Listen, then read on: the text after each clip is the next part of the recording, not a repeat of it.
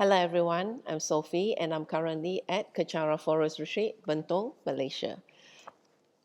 And this is the book that I'll be sharing from, Gurus for Hire, Enlightenment for Sale, an insider's guide into the relationship between the spiritual teachers, students and centers. And this is by my guru, His Eminence the 25th Sam Tuku Rinpoche. Today I'll be sharing from page 85, Spiritual Conviction, Spiritual Commitments. And as usual, to the picture. And here's my guru. You can see how he shares his time with the children of Kechara.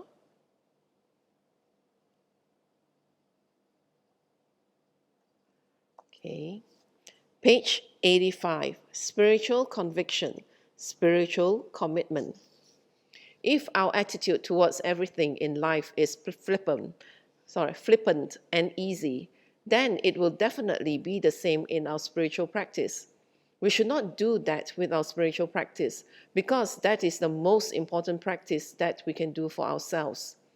If our guru gives us something that is not complicated or difficult and we still cannot do it, we still find it difficult, we still find so many reasons not to do it, that itself is an obstacle arising.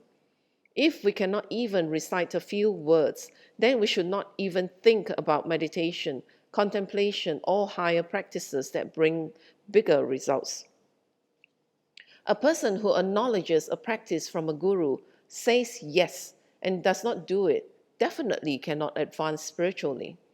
He will also not be able to advance in material, worldly, normal daily situations. It is like not caring about losing $100.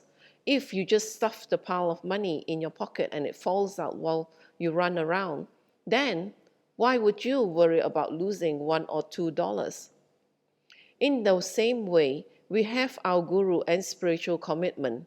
However, when our guru gives us something and we do not care, or it is according to our mood or how we feel, it is according to our lack of priorities, and we throw those practices aside. We promise, we do not do. Then everything else in our life will be exactly the same, and our projects or endeavors will not reach fruition and completion. If we promise our guru something and we do not do it, that will also be how we treat everything in life.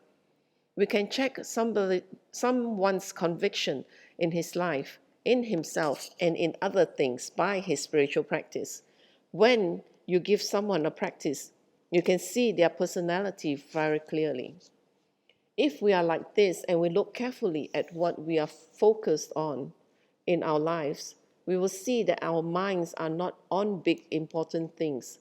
Instead, we spend a lot of time explaining ourselves and focusing on very small things. We cannot do bigger things because we do not focus and we do not push ourselves. You might think that the instructions you are getting are not from your guru. That may be true. But Buddha Shakyamuni is also not your guru.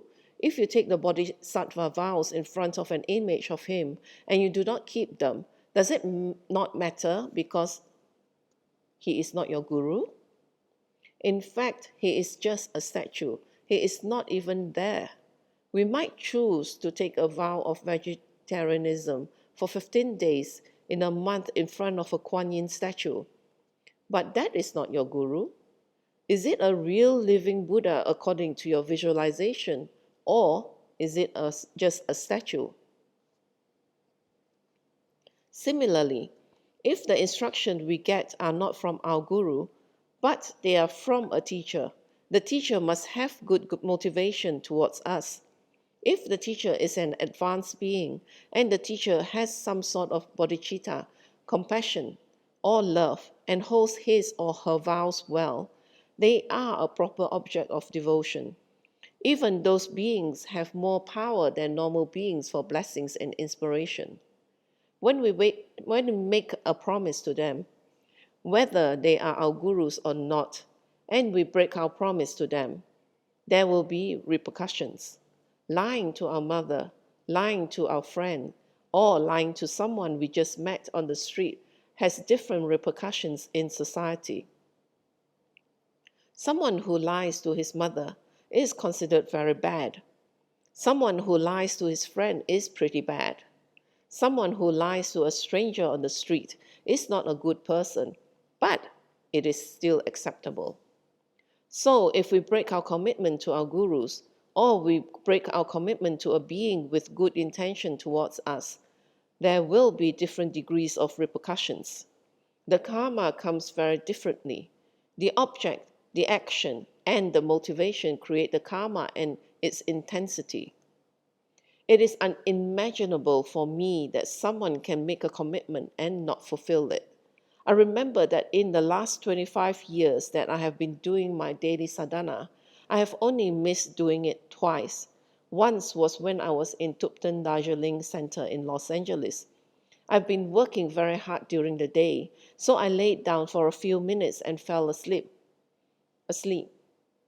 When I woke up the next day, the scariest feeling overcame me. I had forgotten to do my sadhana before I went to sleep. I could not stop crying because I have received it from Dzong Rinpoche, and I was very worried. I did not know how to repair it or what to do. I could not go to work. I was trembling and thinking, what happens the next time I do retreats? Dzong Rinpoche is not around anymore for me to repair this commitment. I went to see Geshe-la. I was hysterical. Geshe-la just looked at me and said, do it twice. A few months ago, I overslept because I was very exhausted. I woke up the next day and I had that horrible feeling again. But I did my sadhana twice the next day. Sometimes I do my mantras twice if I am not sure if I've already done it. It is not like it is now. People just do their mantras a little bit and they start to not feel good. The air conditioner is on. They are in their own homes. They have a refrigerator. They are comfortable and there are no mosquitoes, but they cannot do the mantras because they have 108 mental problems, obstacles, cannots, and fears. They create the obstacles for themselves. I was doing my mantras on the streets. I was doing mantras walking back and forth to school. Whether we do it or not is not because of our obstacles. It is our commitment. If we are not committed people, we will allow others to say, no, I won't. We will allow ourselves to say, no, I won't. How strong our commitment is how much we want it. How much we want it depends on us realizing the value of what we are doing. Understanding the value of what we are doing is dependent on knowledge. Knowledge is dependent on listening. Listening is dependent on patience. Patience is dependent on compassion. Compassion is dependent on knowing that if we do not do this, we and others that we love will suffer. It all comes back to the self-cherishing mind.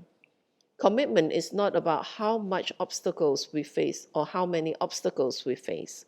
Commitment is how much we want it. All of us have gone through very difficult situations for something we wanted. We go to extensive lengths to connect with a boyfriend or a girlfriend, to be with them, to impress them, to sweet talk them, to take a shower, to look good, to be alert and quick, to get a car and pay exorbitant amounts to impress them. We go through a lot and we are willing to suffer all those obstacles to get to that person that we want because we want it.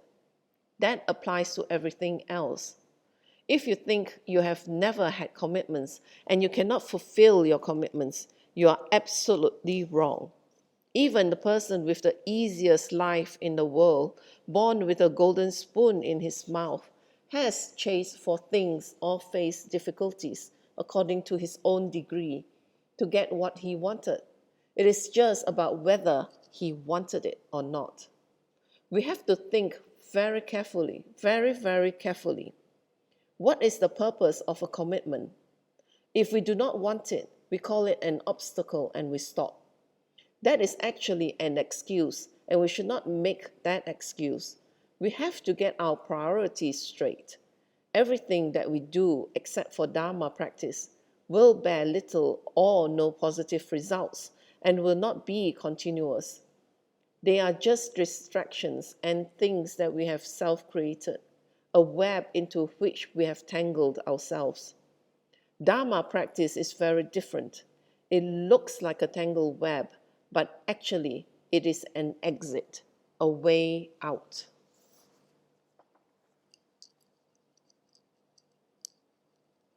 And with that, I end the session for now. And thank you for joining me. And I do hope that you join me for the future readings until I finish the book.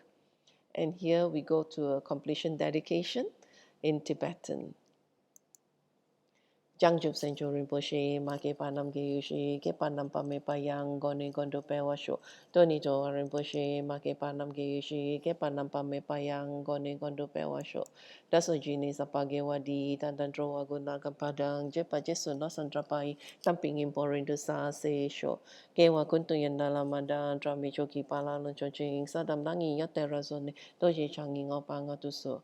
Gewadi yudoda lama sangyo droyone drowa chika malupa de isala gopasho choki kya posungapa chosu nampa pewala geki samasi wadang tungki malu sawasho dadam sangyo dosundan drowa songi latene gewa losantrapai tampa yuriva gyushi ni modele sendele ni migunyandele shin ni sentato dele pa concho songi jingilo concho songi ngotroso concho songi trasi sho Jesu nama kusen rap ting ching nam katrini cho cho ke pada losam tempe dro me sap songi dro e musa tato ni gyu shi gawe rawe ko we shin kam dem pendan dewa man yu go in cheren sit one ten sing get so shape shi re padu deng gyu shi Om tompe ngodro malupa den de dala sal du so kodan den pa long chot no ke pa so shik shuk den sal.